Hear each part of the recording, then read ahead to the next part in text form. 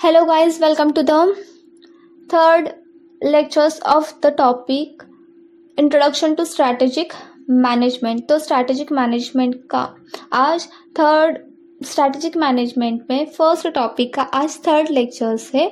तो एक quick recap करते हैं कि हमने फर्स्ट लेक्चर्स में क्या देखा था और सेकंड लेक्चर्स में क्या देखा था। तो हमने फर्स्ट लेक्चर्स में देखा था कि स्ट्रैटेजी और स्ट्रैटेजिक मैनेजमेंट में डिफरेंस क्या है। क्या देखा था? स्ट्रैटेजी देखा था कि स्ट्रैटेजी के बारे में देखा था और स्ट्रैटेजिक मैनेजमेंट के बारे में देखा था। तो स्ट्रैटेजी को हमने क्या कहा था, ये क्या होती है, प्लान, और स्ट्रैटेजिक मैनेजमेंट क्या होता है, implementation, evaluation, formulation of such a plan. So there is a interconnection between strategy and strategic management. और हमने सेकेंड लेक्चर्स में क्या देखा था कि स्ट्रैटेजी, कंपनी की जो स्ट्रैटेजी होती है, ये स्ट्रैटेजी पार्टली प्रोएक्टिव होती है एंड पार्टली रिएक्टिव होती है। तो इस केस में हमने देखा था कि पार्टली प्रोएक्टिव स्ट्रैटेजी मीन्स क्या और पार्टली रिएक्टिव स्ट्रैटेजी मीन्स क्या। जो प्रोएक्टिव होती है वो ऑलरेडी प्लान्ड होती है। वो क्या होती है? ऑलरेडी प्लान्ड होती है। इसके अकॉर्डिंग कंपनी को जाना ही होता है। और जो स्ट्रैटेजी रिएक्टिव होती है इस केस के अंदर अनफोर्सिन सर्कमस्टेंसेस, जो सर्कमस्टेंसेस हमें पहले से हम प्रेडिक्ट नहीं कर सकते, प्रेडिक्ट नहीं कर सकते, अगर वो सर्कमस्टेंसेस क्रिएट हो जाते हैं तो उस केस में हमारी कंपनी किस तरह से रिएक्ट करेगी, किस तरह से सॉल्यूशन निकालेगी, ये आता है रिएक्टिव स्ट्रैटेजी के अंदर। सो कंपनी की स्ट्रैटेजी में दोनों पार्ट्स, दोनों एलिमेंट्स इन्वॉल्व होते हैं, प्रोएक्टिव प्लानिंग भी और सम एलिमेंट से रिएक्टिव प्लानिंग का आता है। ऑन द स्पॉट कुछ सॉल्यूशंस निकाले जाएंगे। एग्जाम्पल्स हमने कौन से देखे थे? राम होटल में जाता है, फीडबैक लेता है, ये प्रोएक्टिव प्लानिंग का एग्जाम्पल देखा था। और रिएक्टिव का एग्जाम्पल हमने देखा था कि over heating of the smartphones. अगर एक स्मार्टफोन ब्रांड ने अपना न्यू रिलीज़ किया है, तो न्यू मॉडल रिलीज़ किया था, और अगर ओवरहीट होता है तो उसे रिकॉल करती है, डिफेक्टिव आइटम्स को क्या करती है? रिकॉल करती है। और वही था रिएक्टिव प्लानिंग का एग्जाम्पल। तो स्ट्रैटेजी क्या था? Reactive and partly proactive and partly reactive. Now हम आज थर्ड लेक्चर्स में नेक्स्ट पार्ट पे मूव करेंगे। अब नेक्स्ट पार्ट होगा क्या? तो यहाँ पर हमने ऑब्जेक्टिव्स भी देखे। अब जाएंगे बेनिफिट्स के ऊपर। नाउ हमें देखना है यहाँ पर benefits of strategic management. Meaning समझा अब बेनिफिट। देखो, company can build the competitive advantage over the competitors by following the process of strategic management. अब कंपनी जो होती है वो क्या करती है? कॉम्पिटिटिव एडवांटेज को बिल्ड करती है। अब कॉम्पिटिटिव एडवांटेज को बिल्ड करती है किसके ऊपर? कॉम्पिटिटर्स के ऊपर। क्या करती है? कॉम्पिटिटिव एडवांटेज को बिल्ड करती है। अब किस तरह से बिल्ड करेगी? जो स्ट्रैटेजिक मैनेजमेंट के प्रोसेस है उसको फॉलो करके। अब आप बोलोगे कि मैम कॉम्पिटिटिव एडवांटेज का मीनिंग होता क्या है? कॉम्पिटिटिव एडवांटेज मीन्स होता क्या है? मैंने आपको लास्ट लेक्चर्स में भी बताया था, हमें कॉम्पिटिटिव एडवांटेज की टर्म देखनी है। बट ओके, आज मैं आपको इस कॉम्पिटिटिव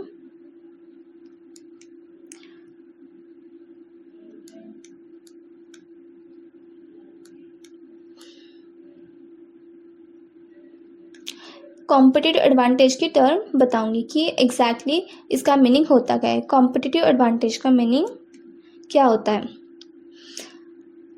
थोड़ा पेंडिंग रखते इस पॉइंट को सिर्फ 2 मिनट के लिए, कि बिकॉज कॉम्पिटिटिव एडवांटेज के साथ में मुझे आपको और एक कंसेप्ट समझानी है। देखो, अब यहाँ पर आते हैं, गिव्स डायरेक्शन। अब स्ट्रैटेजिक मैनेजमेंट क्या करती है? इसे थोड़ी देर के लिए पेंडिंग रखते हैं। कॉम्पिटिटिव एडवांटेजेस के मीनिंग को, बिकॉज इसको मुझे कंबाइन करके बताना है और एक कंसेप्ट के साथ में, इसी लेक्चर में बताऊंगी। Gives direction to the company to move ahead. Strategic management का बेनिफिट्स क्या है? कंपनी को क्या प्रोवाइड करती है? डायरेक्शन प्रोवाइड करती है। It provides direction to the company. Company को क्या प्रोवाइड करती है? डायरेक्शन। मीन्स देखो, हमने देखा था कि स्ट्रैटेजी के अकॉर्डिंग इवन हम अगर स्टडी करते हैं तो क्या करते हैं, अगर स्टडी करते हैं तो एक प्लान के अकॉर्डिंग चलते हैं कि हमें इतने पीरियड्स के अंदर हमें क्या करना है कि उतना उस टॉपिक को रिवाइज करना है। उसी तरह से कंपनी जब स्ट्रैटेजी बनाती है ना, उसके अंदर वो डिसाइड करती है कि हमें इस पीरियड के अंदर यहाँ तक इस स्टेज तक पहुँचना है। फॉर एग्जाम्पल, एक मंथ में अगर उसे एडवर्टाइजमेंट करके 2 मंथ्स एटलीस्ट 50,000 कस्टमर तक पहुंचना है, तो एक उसका क्या हुआ, एक डायरेक्शन हुई कि मुझे फर्स्ट मंथ में एटलीस्ट मेरे एडवर्टाइजमेंट, मेरे कंपनी की एक्सपायर्ड प्रोडक्ट की एडवर्टाइजमेंट 50,000 कस्टमर तक करनी है। सो दिस इज वन डायरेक्शन। एक स्पेसिफिक डायरेक्शन में, एक पाथ में वो क्या करती है, कंपनी आगे बढ़ती है। अब स्ट्रैटेजी डिफाइन करता है गोल्स एंड मिशन को। स्ट्रैटेजी क्या डिफाइन करता है? Goals and mission. अब गोल्स क्या होता है, मिशन क्या होता है, ये भी हमें देखना है। आपको जनरल मीनिंग को तो पता है कि गोल्स एंड मिशन, लेकिन स्पेसिफिक स्ट्रैटेजिक मैनेजमेंट में गोल्स क्या है और मिशन क्या है, इसका भी इन डिटेल स्टडी करना है। सो थोड़ा पेशेंस रखो, जैसे जैसे लेक्चर्स आगे बढ़ेंगे वैसे वैसे इन टर्म्स का मीनिंग और क्लियर होगा। Helps management to define realistic objectives and goals. अगर स्ट्रैटेजी बनाते हैं तो एक रियलिस्टिक ऑब्जेक्टिव्स और गोल्स को भी डिफाइन करने में हेल्प होती है। एक रियल गोल बनाते हैं। स्ट्रैटेजी एक फैंटेसी में नहीं रहती कंपनी कि नहीं अब मैं फॉर एग्जांपल अगर कंपनी बोलती है कि नहीं मुझे 5 करोड़ का प्रॉफिट पर ईयर चाहिए, तो अगर स्टार्टअप है तो इमीडिएटली 1 ईयर्स में हो सकता है क्या? हो सकता है कि अगर उसका ह्यूज इन्वेस्टमेंट है तो हो सकता है, लेकिन स्टार्टअप कंपनी है तो एक रियल गोल भी रखना चाहिए ना। आज आसपास का इन्वायरमेंट देखकर, कॉम्पिटिटर्स देखकर उसे रियल इन्वायरमेंट के साथ आगे बढ़ना होगा। सो स्ट्रैटेजी की वजह से एक realistic objectives and goals company maintain कर पाती है। This is first benefit. क्या है? तो स्ट्रैटेजिक मैनेजमेंट कंपनी को डायरेक्शन देती है, गोल्स और मिशन को डिफाइन करती है कि कंपनी के गोल्स क्या होने चाहिए, मिशन क्या है, और ऑब्जेक्टिव्स एंड गोल्स को डिफाइन करने में हेल्प करती है, जो कैसे है? रियलिस्टिक है। Helps organisation to be proactive instead of reactive. क्या करती है? ऑर्गेनाइजेशंस को प्रोएक्टिव होने में मदद करते हैं इंस्टेड ऑफ रिएक्टिव। अब प्रोएक्टिव एंड रिएक्टिव का मीनिंग आपको अच्छे से क्लियर हुआ होगा। इन शेपिंग इट्स, अगर नहीं है तो आप फिर से लास्ट लेक्चर में जाओ, एक बार उस लेक्चर्स को रिवाइंड करो और फिर से ये लेक्चर देखो। सो this is proactive and proactive होने के लिए मदद करते हैं instead of reactive. In shaping it's a future, यानी उसे एक्शन ओरिएंटेड बनाती है। क्या करती है? एक्शन ओरिएंटेड बनाती है स्ट्रैटेजी किसे?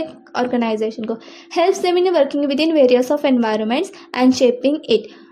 स्ट्रैटेजी की वजह से ही कंपनी अलग अलग एनवायरनमेंट में काम कर सकती है, यानी ह्यूज कंपटीशन है फिर भी वो सर्वाइव करेगी। क्यों? उसके पास एक प्रॉपर अच्छी स्ट्रैटेजी है, बेनिफिशियल स्ट्रैटेजी है, और उसी के अकॉर्डिंग ऑर्गेनाइजेशन को वो क्या करेगी? शेप करेगी, एक अच्छा फ्यूचर दिलाएगी। Instead of getting carried away by its turbulence और अनसर्टेनिटी। अगर कंपनी के पास पहले से ही प्लान है तो वो अनसर्टेनिटी अगर आती है फिर भी एक स्पेसिफिक काम वे में आगे बढ़ सकती हैं। अगर प्लानिंग नहीं है और अचानक से कोई मुसीबत आती है कंपनी के ऊपर, तो उससे उस कंपनी को क्या करना पड़ेगा? बंद करना पड़ेगा, वो फिर गोइंग कंसर्न नहीं रहेगी। This is importance of the strategic management. Strategic management की वजह से फर्स्ट तो क्या है? डायरेक्शन प्रोवाइड करेगी। क्या करती है? फर्स्ट डायरेक्शन प्रोवाइड करती है। सेकंड क्या है, प्रोएक्टिव रहने में मदद करती है इंस्टेड ऑफ रिएक्टिव। साथ में क्या, अगर अनसर्टेनिटीज भी आती है तो प्लान ऑलरेडी प्लानिंग ऑलरेडी है कंपनी के पास, तो वो सर्वाइव कर जाएगी। क्या करेगी वो कंपनी, सर्वाइव करेंगी अगर टर्बुलेंस एनवायरनमेंट क्रिएट होता है। फिर भी देखो कोरोना पीरियड के अंदर भी कितने अचानक से आया ना, वो बता के आया था क्या, नहीं। तो उस केस के अंदर जिस कंपनी के पास ह्यूज इन्वेस्टमेंट नहीं है, अब उनके वर्कर भी जा चुके थे, वर्कर भी नहीं थे, तो उस केस में कुछ कंपनी ऐसे होंगे ना जिसे अपना बिजनेस बंद करना पड़ा बिकॉज नो वर्क एटलीस्ट उस पीरियड में, ओके 2 to 3 years के लिए एटलीस्ट। तो इसी तरह से अगर अनसर्टन और जिसके पास ह्यूज इन्वेस्टमेंट था, अनसर्टेनिटीज के लिए पहले से प्लानिंग थी, जिसकी स्ट्रैटेजी प्रोएक्टिव थी, उस केस के अंदर वो कंपनीज वो बिजनेस सर्वाइव कर गया, इवन उनके पास वर्कर्स नहीं थे तभी भी। Provides frameworks for all major decisions. ये क्या प्रोवाइड करता है, एक फ्रेमवर्क प्रोवाइड करता है, किसके लिए, डिसीजंस के लिए। एक डिसीजंस के लिए एक फ्रेमवर्क प्रोवाइड करता है। अगर प्रॉपर फ्रेमवर्क है, ओवरऑल व्यू है, तो ही क्या होगा, डिसीजंस लिया जाएगा। फॉर एग्जांपल आपको पता ही नहीं है, अब आप जहाँ कहीं भी रहते हो और आपको किसी अनदर कंट्री में जाना है, अब्रॉड जाना है, और आपको पता ही नहीं है कि वहाँ जाना कैसे है, कहाँ से क्या करना है, क्या लीगल इश्यूज आएंगे, क्या आएंगे, तो आपको डिसीजंस लेने में दिक्कत होगी, जाना है या नहीं। तो इसी तरह से यहाँ पर मेजर डिसीजंस लेने के लिए स्ट्रैटेजिक मैनेजमेंट क्या करती है, फ्रेमवर्क प्रोवाइड करती है, एक मैप प्रोवाइड करती है of the enterprise such as decisions on businesses. Business के डिसीजंस है, प्रोडक्ट, कौन से प्रोडक्ट में इन्वेस्ट करना है, किस मार्केट में अपने प्रोडक्ट को बेचना है, मैन्युफैक्चरिंग फैसिलिटीज़ है या नहीं, अवेलेबल है या नहीं, और अगर मैन्युफैक्चरिंग फैसिलिटीज़ भी है तो क्या उस मैन्युफैक्चरिंग फैसिलिटीज़ के लिए जो कुछ भी रॉ मटेरियल्स है उसकी रिक्वायरमेंट देखनी होगी, सप्लायर्स के बारे में देखना होगा, एन नंबर ऑफ थिंग्स है, ये सब कुछ उसे पहले से ही देखना होगा। नाउ इन्वेस्टमेंट्स, कितनी अमाउंट की इन्वेस्टमेंट की ज़रूरत है, ऑर्गेनाइजेशन, हमारे ऑर्गेनाइजेशन का स्ट्रक्चर कैसा है, क्या प्रॉपर एम्प्लॉयज़ है, कितने नंबर ऑफ एम्प्लॉयज़ है, क्या है, और एम्प्लॉयज़ की ज़रूरत है क्या, ये सारी इन्फॉर्मेशन देखनी होगी। और इसी का फ्रेमवर्क कौन प्रोवाइड करता है, स्ट्रैटेजी के अंदर ऑलरेडी ये सारी इन्फॉर्मेशन प्रेजेंट होती है। स्ट्रैटेजी है इसीलिए कंपनी आगे बढ़ सकती है ईजी वे में। Without strategy, without management, without planning company आगे नहीं बढ़ सकती। दिस इज थर्ड, यानी क्या हुआ, एक डायरेक्शन प्रोवाइड करती है, एक ऑर्गेनाइजेशंस को प्रोएक्टिव रहने में मदद करती है इंस्टेड ऑफ रिएक्टिव। अनसर्टेनिटी जहाँ कहीं पर भी है वहाँ पर क्या होगा, उसे सर्वाइव करने में हेल्प करेगी। फिर वो क्या करती है, एक फ्रेमवर्क प्रोवाइड करती है किसके लिए, तो डिसीजंस लेने के लिए। फिर डिसीजंस एन नंबर के हो सकते हैं, कौन से प्रोडक्ट में इन्वेस्ट करना है, मार्केट्स क्या है, मैन्युफैक्चरिंग फैसिलिटीज़ क्या है, अगर उसे सेल भी करना है तो रिटेल टाइप में करना है या होलसेल टाइप में करना है, ये सब कुछ उसे डिसाइड करना होगा। उसके बाद में देखो next benefit, provide better guidance. क्या करती है ये, गाइडेंस प्रोवाइड करती है, किससे, ऑर्गेनाइजेशंस को स्ट्रैटेजिक गाइडेंस प्रोवाइड करती है ऑन द क्रूशियल पॉइंट, जो कुछ भी क्रूशियल पॉइंट्स है उसके ऊपर गाइडेंस प्रोवाइड करेगी। Now 6 to prepare the organisation to face the future. Already strategy है, प्लान है, तो फ्यूचर में अगर वो कोई भी सर्कमस्टांसेस आता है तो वो ऑर्गेनाइजेशंस को फ्यूचर को फेस करने के लिए क्या करती है, प्रिपेयर करती है। ऑलरेडी ऑर्गेनाइजेशन तैयार होती है, अगर कोई टर्बुलेंस भी आता है या अनसर्टेनिटीज भी क्रिएट होती है तो मैं उसे फेस करने के लिए रेडी हूँ, मेरी कंपनी सर्वाइव कर जाएगी, ऑर्गेनाइजेशंस मेरी बंद नहीं होगी। And act as path finder to various business opportunities. Strategy होने की वजह से अपॉर्चुनिटीज़ फाइंड करने के लिए भी हेल्प होता है। अगर किसी कंपनी को पता ही नहीं है कि अब इस मार्केट में कौन सी बात का, कौन से प्रोडक्ट का ट्रेंड है, तो उसके लिए अपॉर्चुनिटीज आएगी क्या, नहीं। लेकिन अगर स्ट्रैटेजी को अकॉर्डिंग अगर मैनेजमेंट अप टू डेट रहता है, मार्केट में क्या चल रहा है, किस प्रोडक्ट की रिक्वायरमेंट है, अगर अप टू डेट रहता है तो वो वहाँ पर अपॉर्चुनिटीज़ फाइंड कर सकता है। Organisations are able to identify the available opportunities and identify ways and means to reach there. So strategy होने की वजह से ऑर्गेनाइजेशंस क्या कर सकती है, अपॉर्चुनिटी अवेलेबल जो कुछ भी अपॉर्चुनिटीज़ है उस अपॉर्चुनिटीज़ को आइडेंटिफाई कर सकती है और वहाँ जाने के रास्ते को अपना सकती है। Okay, now next benefit, serve as a corporate defence mechanism. Okay, एक defence mechanism act, corporate defence mechanism against mistakes and pitfalls. अगर कंपनीज में किसी भी जगह पर मिस्टेक्स क्रिएट होते हैं, एरर्स आते हैं, तो उस केस के अंदर एक डिफेंस मैकेनिज्म करके वो स्ट्रैटेजी हेल्प करती है कि अगर समझ में नहीं आ रहा है कि अगर कोई फ्रॉड हुआ तो उस फ्रॉड के अकॉर्डिंग हमारे स्ट्रैटेजी में अगर ऐसा कुछ होता है तो क्या बताया गया है वो डिस्कस करेंगी, उसका एक लीगल एडवाइज़र होगा, तो वहाँ पर क्या करना है, तो उस केस के अंदर स्ट्रैटेजी क्या करती है, एक डिफेंस मैकेनिज्म करके एक्ट होती है। Helps organisation to avoid costly mistakes in product market choices और इन्वेस्टमेंट, और स्ट्रैटेजी की वजह से ही उसे कॉस्टली मिस्टेक्स को अवॉइड करने में हेल्प होता है। अगर स्ट्रैटेजी नहीं होती तो वो कितने भी अमाउंट इन्वेस्ट कर सकती थी, कुछ ट्रैक रहता क्या, कितना कैश आउटफ्लो है, कितना कैश इनफ्लो है, कुछ समझ में आता नहीं। स्ट्रैटेजी है इसलिए up to date register maintain कर सकता है वो। ओके, अनसर्टेनिटीज है तो वहाँ पर क्या करना है उसे ऑलरेडी पता है। स्ट्रैटेजी नहीं है तो स्ट्रैटेजी का अच्छे से मैनेजमेंट ही नहीं हो रहा है, कुछ होगा क्या, नहीं, वो कहाँ पर जाएंगे, लिक्विडेशंस में जाएगी और कंपनी बंद पड़ सकती है, यानी लिक्विडेशन में जाएगी। Helps to enhance longevity of the business, और प्रॉपर वर्क करने की वजह से ये क्या कर सकती है, बिजनेस की लॉन्गेविटी को बढ़ा सकती है। बिजनेस अच्छे से काम करेगा तो वो बहुत दूर तक जाएगा, अदरवाइज कहीं पर भी थोड़ी सी अनसर्टेनिटी क्या आई, टर्बुलेंस क्या क्रिएट हुआ तो वो कंपनी बंद पड़ सकती है। Helps organisation to take a clear stand in the related industry. Okay, industry में एक स्पेसिफिक क्लियर स्टैंड लेने के लिए हेल्प करेगा।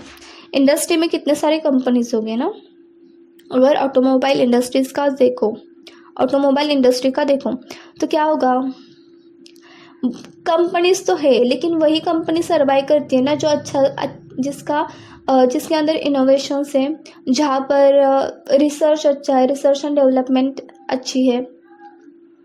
वही अगर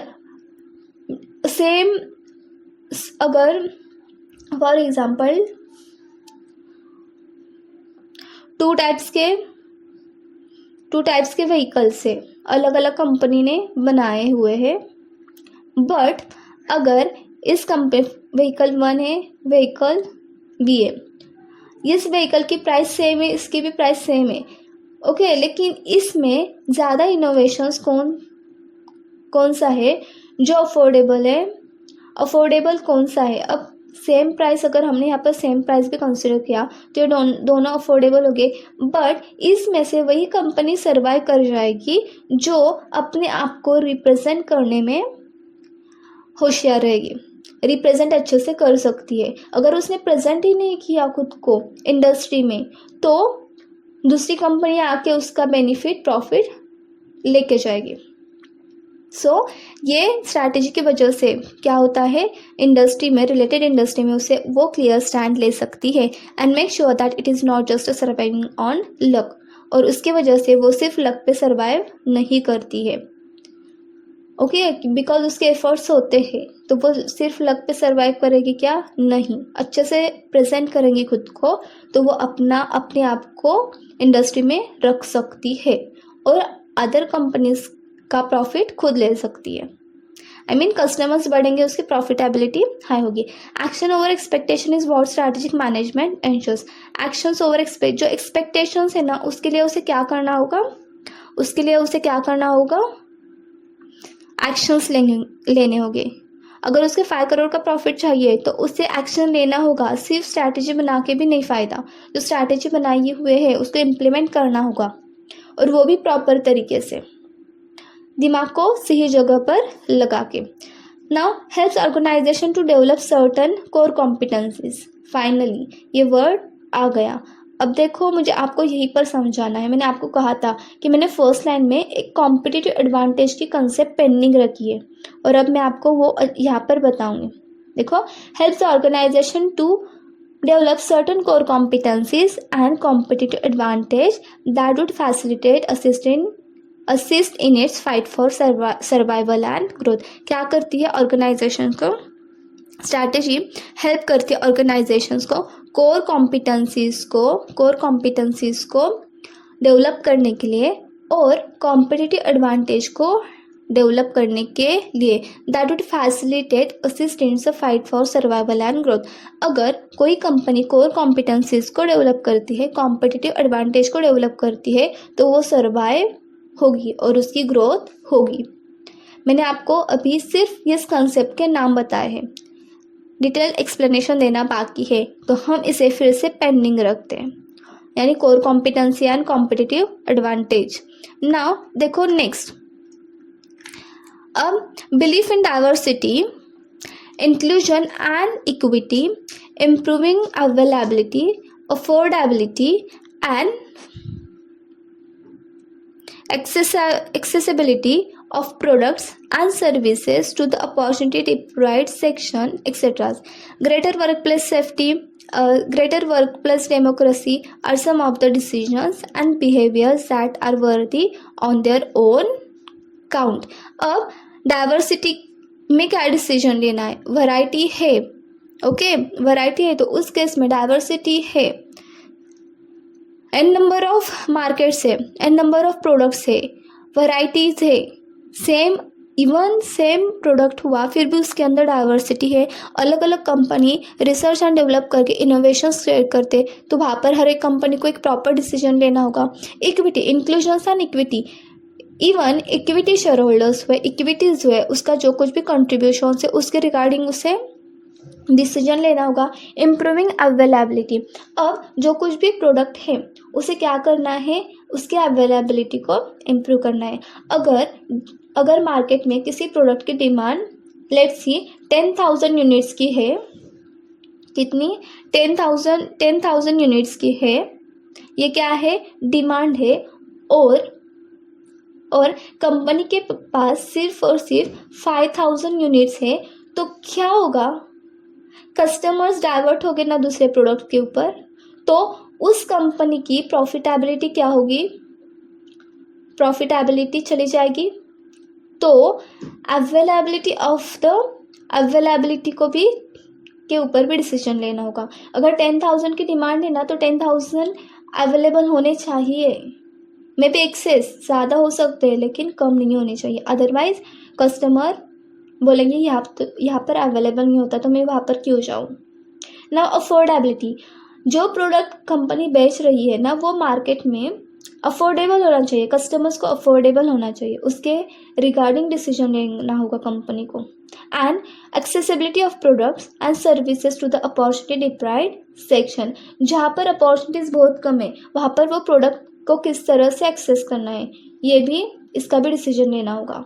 कहाँ पर डिस्ट्रीब्यूशन चैनल ही नहीं है, वहाँ पर जाने की कोई सुविधा है ही नहीं, तो वहाँ तक पहुँचेगा क्या प्रोडक्ट? नहीं, तो इसलिए क्या प्रोडक्ट की एक्सेसिबिलिटी एंड सर्विस की एक्सेसिबिलिटी होनी चाहिए।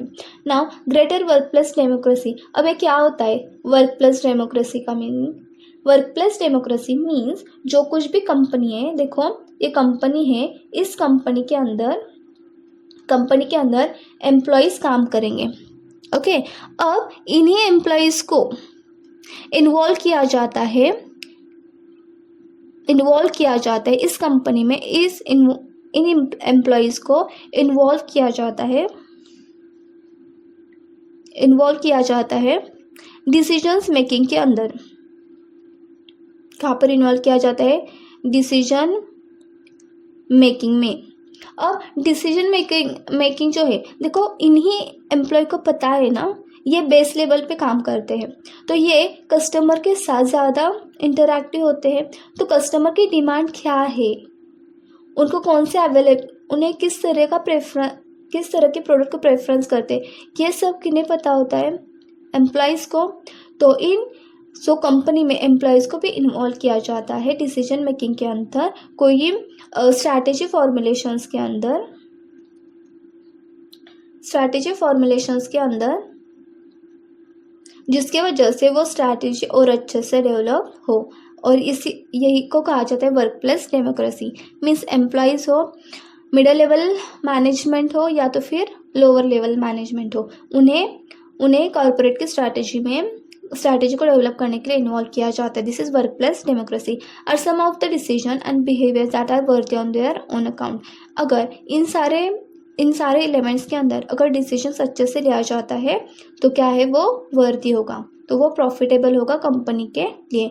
दे may serve as strategic purpose in strict sense of the term.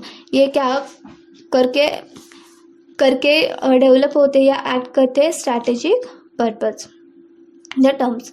Okay, this is all benefits.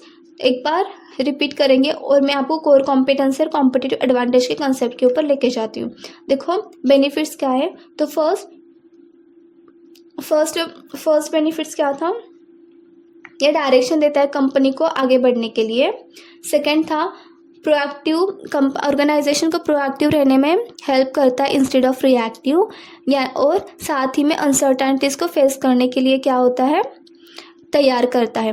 Framework provide करता है मेजर डिसीजंस के लिए, जैसे कि प्रोडक्ट मार्केट हुआ, मैन्युफैक्चरिंग फैसिलिटीज़ के रिगार्डिंग डिसीजंस हुए, इन्वेस्टमेंट के रिगार्डिंग डिसीजंस हुए, ऑर्गेनाइजेशन का स्ट्रक्चर कैसा होना चाहिए उसके लिए डिसीजंस में फ्रेमवर्क प्रोवाइड करता है। देन वो क्या करता है, स्ट्रैटेजी क्या करती है, स्ट्रैटेजिक मैनेजमेंट का बेनिफिट्स क्या है, गाइडेंस प्रोवाइड करती है हर एक ऑर्गेनाइजेशंस को एक क्रूशियल पॉइंट के डिफरेंट जो टॉप लेवल के डिसीजंस होते हैं उसमें एक गाइडेंस प्रोवाइड करता है।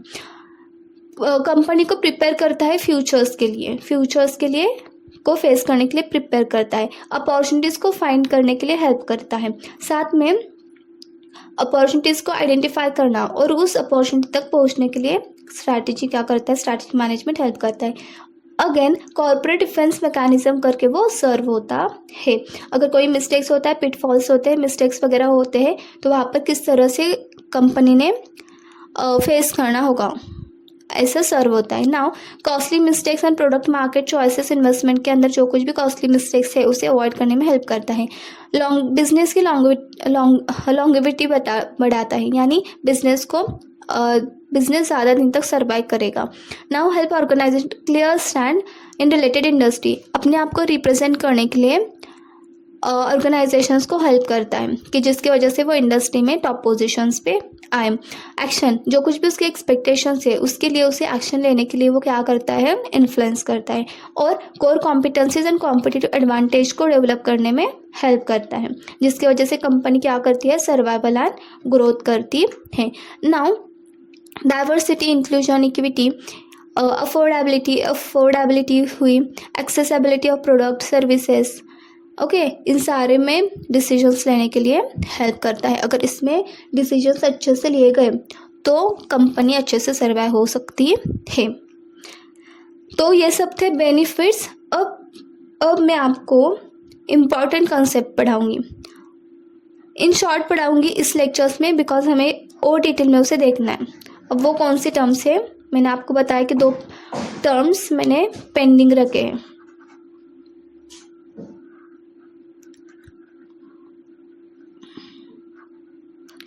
अब देखो, एक तो है कोर कॉम्पिटेंसीज एंड सेकंड है कॉम्पिटिटिव एडवांटेज।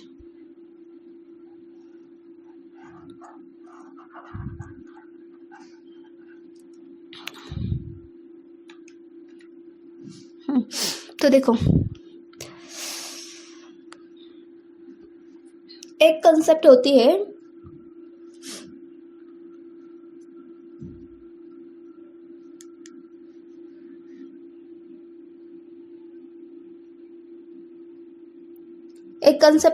कोर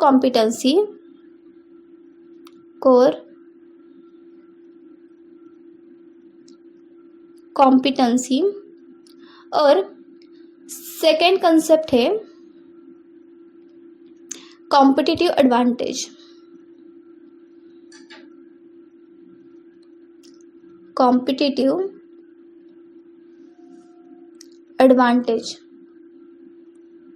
अब कोर कॉम्पिटेंसी ये स्पेशल स्किल और स्ट्रेंथ होती है। स्पेशल स्किल और strength a company has.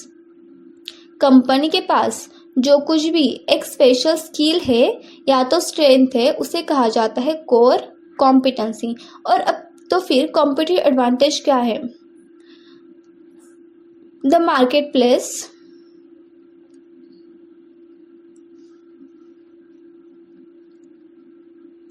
benefit the marketplace with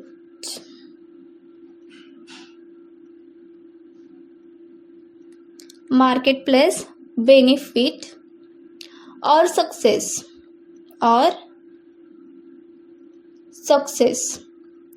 gained by using core competency.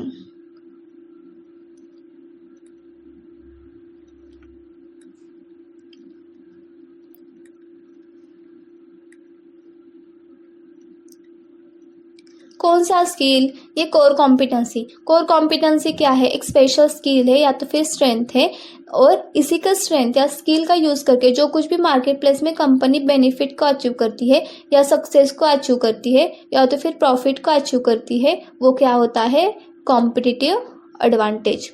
ये हुआ core competency skill, competitive advantage में से एक बेनिफिट और सक्सेस। अब इसके लिए एग्जाम्पल लेट्स सी एग्जाम्पल।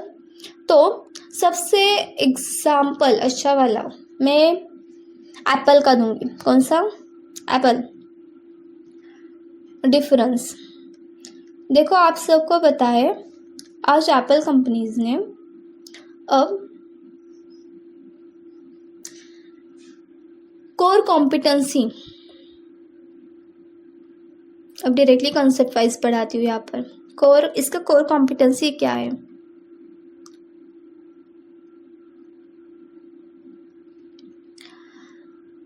इनका जो डिज़ाइन एंड इनोवेशन है, ए पॉइंट इस कंपनी का एग्जाम्पल। कोर कॉम्पिटेंसी क्या है? इनका डिज़ाइन एंड इनोवेशन। कोई भी अदर कंपनी इनके डिज़ाइन को और इनोवेशन को कॉपी कर ही नहीं सकती। आज तक जो कुछ भी इनका सक्सेस है उनके डिज़ाइन और इनोवेशंस के ऊपर डिपेंड है। डिज़ाइन और इनोवेशंस के ऊपर डिपेंड है। तो इन्होंने इस डिज़ाइन एंड इनोवेशंस की वजह से एक उनका स्किल हुआ। क्या किया है? यूज़र फ्रेंडली इंटरफेस है उनके प्रोडक्ट का।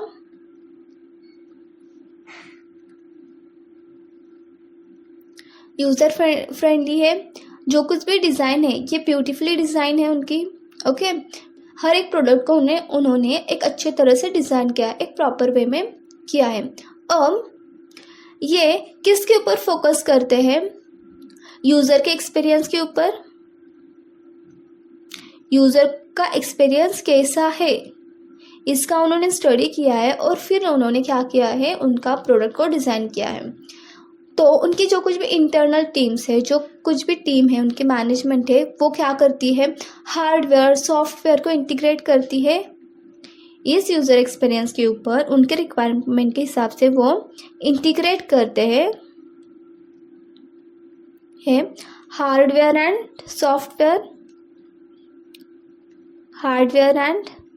सॉफ्टवेयर। और ये डिज़ाइन के वजह से, ये डिज़ाइन के जो कुछ भी हार्डवेयर सॉफ्टवेयर को जिस तरह से उन्होंने डिज़ाइन किया है, इंटीग्रेट किया है, उसके ऊपर ये जो कुछ भी उनके प्रोडक्ट है वो अच्छे से काम करते हैं, यूज़र फ्रेंडली बन जाते हैं। और इसी स्ट्रैटेजी को कोई और कंपनी कॉपी नहीं कर सकती, आज तक तो नहीं कर सकती। सो दिस इज कोर कॉम्पिटेंसी। अब इससे कोर कॉम्पिटेंसी क्यों कहा जाता है? देखो, अब मुझे बोलो, सैमसंग हुआ, शाओमी हुआ, इनके भी अच्छे फ़ोन्स हैं, आप यूज़ भी करते होंगे। सैमसंग हुआ, और सैमसंग हुआ, शाओमी हुआ, इनके भी अच्छे फ़ोन से, इनके भी गुड फ़ोन से, लेकिन इन्होंने इसकी जो कुछ भी आईफोन की जो कुछ भी स्ट्रैटेजी है, उनका इंटरफेस है, वो कॉपी कर सके क्या? नहीं। ये स्ट्रैटेजी को उन्होंने डुप्लीकेट और कॉपी वो नहीं कर सके। इवन इसके प्राइसेस हाई होते हैं, फिर भी लोग इसे लेना पसंद करते हैं। इसका एक अलग ही स्टेटस होता है। तो so this is called as core competency. और इनका जो स्किल है उनके कल्चर में एम्बेडेड है पूरी तरह से। एप्पल्स में क्या है, इनका पूरी तरह से कल्चर एम्बेडेड हो चुका है, कोई उसे कॉपी नहीं कर सकता। इवन दे ट्राइड, उन्हें बहुत अफोर्डेबल, बहुत कॉस्टली जाएगा तो वो अफोर्ड नहीं कर सकते। जैसे सैमसंग, शाओमी और अदर जो कुछ भी फ़ोन है उनके भी अच्छे फ़ोन है, लेकिन फिर भी सबसे टॉप लीडर कौन है? एप्पल। अब ये हुआ कोर कॉम्पिटेंसीज, यानी उनका एक स्पेसिफिक स्किल है। अब हमें देखना है कि कॉम्पिटिटिव एडवांटेज कैसा, कोर कॉम्पिटेंसीज का यूज़ करके कॉम्पिटिटिव एडवांटेज क्रिएट किया जाता है।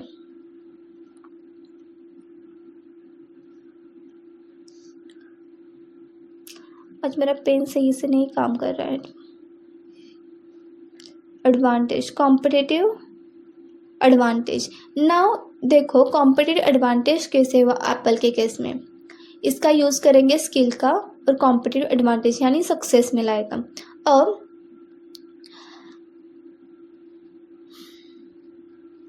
उसकी जो कुछ भी डिज़ाइन है, यानी उसका स्किल हुआ डिज़ाइन एंड इनोवेशन, से, यानी ये कोर कॉम्पिटेंसी है। इसकी वजह से कॉम्पिटिटिव एडवांटेज मिलता है। जो कुछ भी लोग हैं इसे हायर प्राइस होने के बावजूद भी बाय करते हैं। इवन वो क्या है, वहाँ पर क्या है, इवन फॉर हाई प्राइसेस होने के बावजूद भी लोग क्या करते हैं, इसे बाय करना पसंद करते हैं। किसको? एप्पल आईफोन को। Apple products have status symbol value. इसे क्या है, एक स्टेटस सिंबल वैल्यू। क्या है? एक स्टेटस है ना। देखो ना, जिसके पास होता है वो क्या कितना स्टेटस में होता है कि मेरे पास क्या है, आईफोन है। Apple creates closed ecosystem, AirPods, Apple watch. तो इसने क्या क्या क्रिएट किया है, एयरपॉड्स भी है इसके खुद के,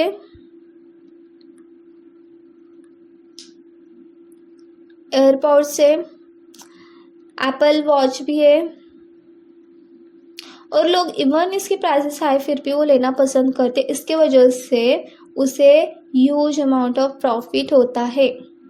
now outcomes in the market. अब इसका आउटकम क्या हुआ, उनकी इनोवेशन डिज़ाइन की वजह से, लोग यूज़र फ्रेंडली होने की वजह से, इवन फॉर हाई प्राइस वो क्या करते हैं, बाय करना पसंद करते हैं उनके अलग अलग प्रोडक्ट से, एयरपॉड से, एप्पल वॉच से, आई क्लाउड से, सब कुछ। नाउ और इसी की वजह से वो क्या है, सक्सेसफुल है, हाई प्रॉफिट कमाते हैं, हाई प्रॉफिट है उनका। सो this is difference between core competency and competitive advantage. Core competency क्या है, कोर कॉम्पिटेंसी ये स्किल है, और कॉम्पिटिटिव एडवांटेज क्या है, कोर कॉम्पिटेंसीज का यूज़ करके जो कुछ भी प्रॉफिट होता है वो होता है कॉम्पिटिटिव एडवांटेज। हमने एप्पल का एग्जांपल लिया, एप्पल का डिज़ाइन एंड इनोवेशंस की वजह से वो यूज़र फ्रेंडली उन्होंने बनाया है, उनका यूज़र एक्सपीरियंस भी अच्छा है। सो उन्होंने उसके बेसिस के ऊपर सारे यूज़र्स का स्टडी करके, कस्टमर का स्टडी करके हार्डवेयर सॉफ्टवेयर को इस तरह से डिज़ाइन किया गया है कि वो कैसे लगे और यूज़र फ्रेंडली बने। इवन सैमसंग है, वीवो है, साथ में अगर मैं शाओमी है, इनके भी क्या है, मोबाइल फ़ोन से ये अच्छे है, लेकिन फिर भी लोग किसको ज़्यादा स्टेटस देते हैं, एप्पल को। सो हायर प्राइजेस की वजह से वो बाय कर सकते हैं, जिसकी वजह से प्रॉफिटेबिलिटी ज़्यादा है अदर कॉम्पिटिटर्स के मुकाबले। सो इसे क्या कहा जाता है, कॉम्पिटिटिव एडवांटेज। ये था दोनों में डिफरेंस।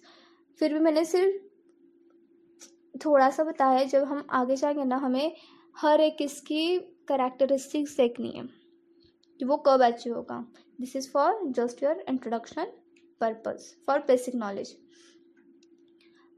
सो आज हमने क्या देखा इस लेक्चर्स में, तो बेनिफिट्स देखे स्ट्रैटेजिक मैनेजमेंट के, और 2 कॉन्सेप्ट देखी जिसका बेसिक क्या था, हाँ बेनिफिट्स देखे, डायरेक्शन प्रोवाइड करता है, पाथ फाइंडर अपॉर्चुनिटीज़ फाइंड करने के लिए हेल्प करता है, गोल्स मिशन ऑब्जेक्टिव्स को डिफाइन करता है, बेटर गाइडेंस देता है सर्कमस्टेंसेस क्रूशियल पॉइंट के ऊपर, देन कॉस्टली मिस्टेक्स को अवॉइड करने में हेल्प करता है, एक्शन ओरिएंटेड है, और core competencies and competitive advantage को डेवलप करने में हेल्प करता है अलग अलग डिसीजन से। और आई होप कि आपको आज भी सारे बेनिफिट्स क्लियर हुए होंगे, कोर कॉम्पिटेंस की कॉन्सेप्ट भी अच्छे से समझ में आई होगी। So thank you. कमेंट में मुझे ज़रूर बताना कि आपको मेरे कॉन्सेप्ट्स, मैंने पढ़ाए हुए कॉन्सेप्ट्स क्लियर होते हैं नहीं। और अगर आपको पसंद आते हैं मेरे लेक्चर्स तो लेक्चर्स को लाइक करना, मेरे वीडियोस को लाइक करना, शेयर करना और चैनल को भी सब्सक्राइब करना। Thank you.